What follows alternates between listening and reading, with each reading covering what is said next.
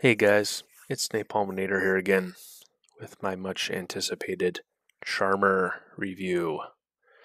If you're familiar with the game, you know that Charmer is a tier 9 specialization, also known as spec. In the video I'll just be saying spec just because it's way faster.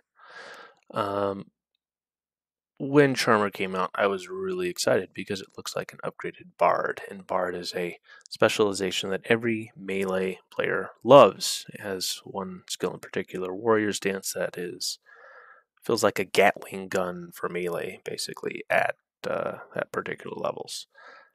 I was real excited when I saw it. I was excited to try it out, and unfortunately, the subtitle to my video is Why Charmer Sucks. Sorry guys, but Charmer sucks. It's not good. You shouldn't buy it. And instead of just ranting incoherently here, I'm at least going to rant incoherently with justification and quantification.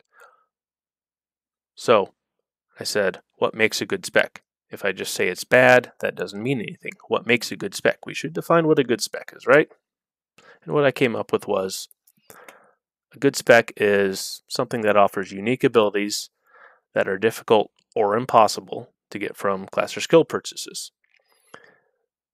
And here's a list of examples. Hunter has Full Bend. It's a skill that gives you a guaranteed defense down debuff on your opponent. That's not very common in the game. Bard, as I said, has Warrior's Dance. Super powerful, high damage to mono ratio, multi-cut attack. Tamer and Beastmaster give you pet improvements. You can't get pet improvements through skills. You can't get that increased chance of action on your pets any other way other than these specializations, I believe. Berserker and Raider, you can use the mushrooms, but those are ultimately a limited resource. If you're a Berserker or a Raider, you have unlimited access to the high damage Berserk type skills. And finally, Magi and Magus, I hope I'm saying those right, those give you extra skill slots. Extra skill slots are an awfully precious thing in the game. Anyways, I know those are specs that people like, that people recommend, depending on your class, your level, and so forth, but those are some examples of specializations that have unique abilities. So, now that we've established that, let's go through what you get with Charmer. First off, Mage's Pavane. I hope I'm saying that right. Pavane. Costs 80 mana. It's a magic spell. It's not a bad spell. It does decent damage.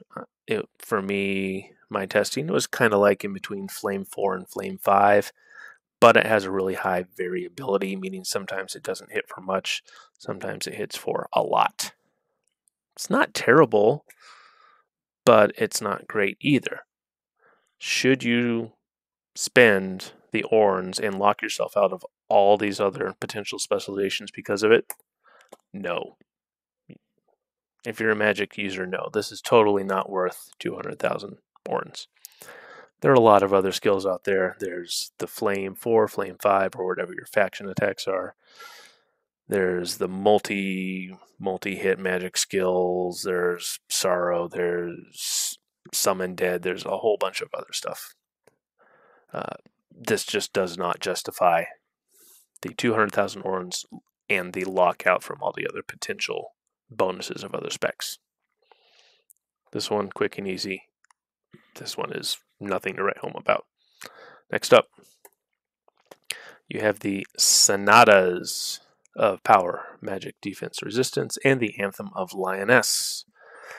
Sonatas, they cost 150 mana.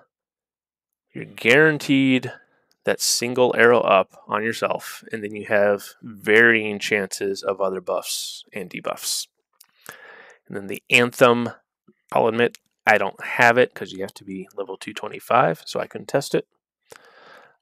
If it's anything like the highest level Bard skill, it throws just a whole random pile of buffs and debuffs at you and your enemy. It's not bad, but It's nothing super exciting. Again, is this worth the cost in orange and locking yourself out of all the other potential specializations? No.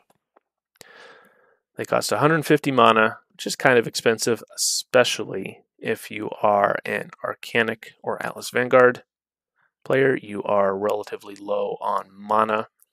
150 mana is a healthy amount. That's multiple attacks for you, probably. It has a low chance of anything other than that guaranteed single arrow up buff on yourself. So it can't replace anything. You can't get rid of Omni Strike because this is guaranteed to do what you want. You can't get rid of, say, Warcry because this is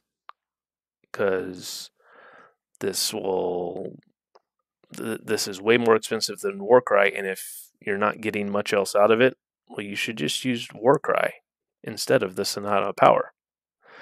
It just doesn't, with the mana cost, it doesn't make sense. Use Warcry and then use Mimic Mischief and Bear's Might for your double arrow up on yourself. Use Omni Strike on your opponent. Whatever. It's not a viable replacement for anything really, and the high mana cost. So worth the 200k orange and the lockout? No way. Next up, the Warriors Pavane. Costs 80 mana, and it gives you 3 melee hits on your opponent. Pretty similar to Warrior's Dance. And when I saw it come out, I was hoping that it would be the super duper upgraded Warrior's Dance that would do crazy amounts of damage to your opponent for a fair amount of mana.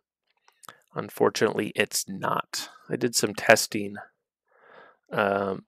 If you're familiar with the power levels from the hidden info sheet, this will mean something to you. If you're not, don't worry about it. My testing, I estimate the power level at 4.25. I could be off from that. If I'm off from that, please don't scream at me, but that's my estimate. By comparison, I've listed the power levels of various other multi-cut skills, high-level multi-cut skills here, tier 7 and above. Warrior Stance comes from Bard, Quad Cut and Swordplay 2 come from Arcanic, Purifying Strikes comes from Atlas Vanguard.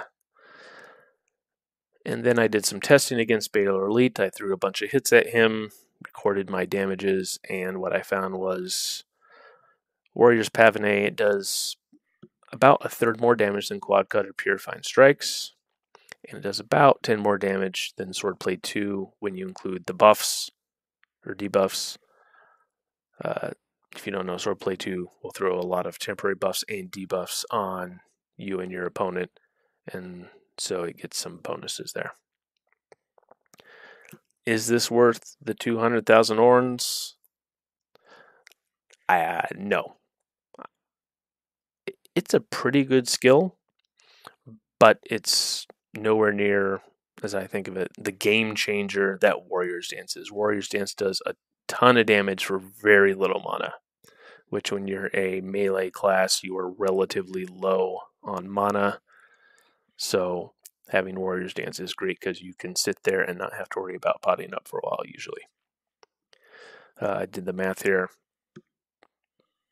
On a damage to mana basis, Warrior's Dance is twice as efficient as Warriors Pavane. So Warriors Pavane just is not as efficient as Warriors Dance on the mana numbers. So it's just not as exciting. And you might be saying to yourself, well, but it does more damage because it has really high power. You'd be right, but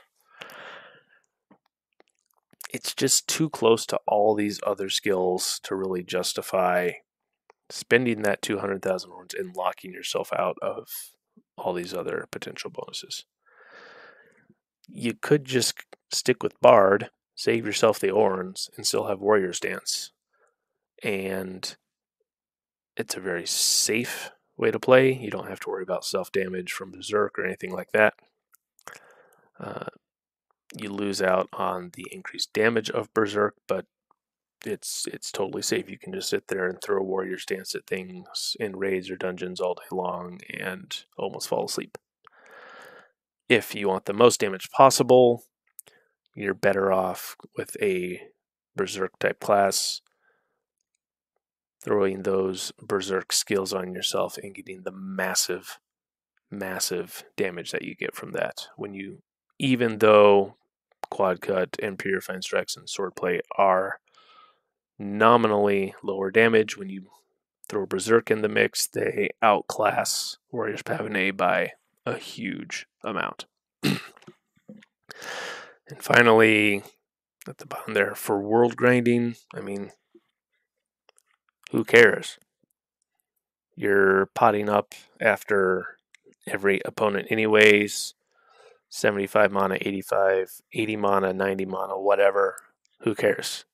Even if you are an Arcanic, which is the most mana poor tier 8 class, so what? You have a huge attack stat and you can use Quad Cut or Purifying Strikes or Swordplay to knock things down really fast most of the time anyways. There's no benefit to using Warriors Pavane in my opinion. So, what should you do instead? Well, if you're a Magic user, you should use anything else. I don't use Magic. I'm not qualified to tell you what you should use instead. But I can tell you, if you're a Magic user and you're thinking about Charmer, don't use it. You get one okay Magic skill that really isn't very exciting, and a bunch of really expensive buffs, basically. You're an idiot if you're a Magic player and you use Charmer. You just threw your orns in the toilet, to be blunt. Use Magi, Magus, use the pet specs, whatever. Just go do something else. Don't even think about it. If you're a melee user, I can give you better advice for that.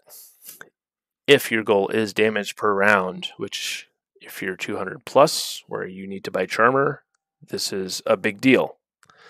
In late game, raiding is the primary way of acquiring experience. And if you are 200 plus or close to it, you know that after a while raiding can get pretty tedious. And so the damage per round really matters. And so in that case, you want Berserker or Raider. I've heard some people say use Berserker below 225 and Raider above 225. That's not the point of this video. I'm not going to get into that. But if your goal is to kill raids as fast as possible, go with Berserker or Raider. You're much better off, as I mentioned previously, with those other multi-hit skills and just throwing massive amounts of damage per turn versus Warriors Pavane. Also, as I said, for safe damage per mana Bard, you don't have to worry about that self-damage. Like I said, you can pretty much fall asleep tapping Warrior Stance all day long. It barely uses any mana. Even an Arcanic can fire off 10 of them in a row, no problem. And yeah, just you don't have to think about it. If you're a 200 plus player, you can get in on Baylor Elite or King Arthas. Get your defenses up. They'll barely be hitting you, and you can just tap Warriors Dance all night long while you watch TV and not think about it. It's that easy. If you want the pet bonuses, go with Tamer. Not the most popular spec, but I do see some people using it, especially Freyers. Perhaps something for another video, but I've heard some people play Tamer with various classes and really enjoy it. So that if you have a really good pet, tier 8, tier 9 pet, definitely an option. Finally, for defenses, you probably want to go with Cataphract. It's a very popular one. It gives you that automatic ward. Yeah, that auto ward is really nice, especially in PvP, but also in raids too, to a degree. It gives you a little protection while you're getting your stuff set up. So there you have it. Pretty quick video. yeah, sorry guys, but Charmer sucks. Pick something else. Save your orns. I took the bullet for you guys. Happy grinding.